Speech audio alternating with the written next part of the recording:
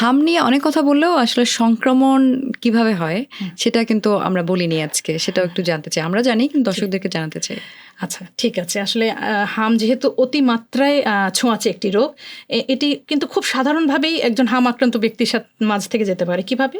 হাম আক্রান্ত ব্যক্তির হাঁচি, কাশি, এমনকি শ্বাস প্রশ্বাসের মাধ্যমেও কিন্তু এই বাতাসে এই ভাইরাসটা ছড়িয়ে যায়।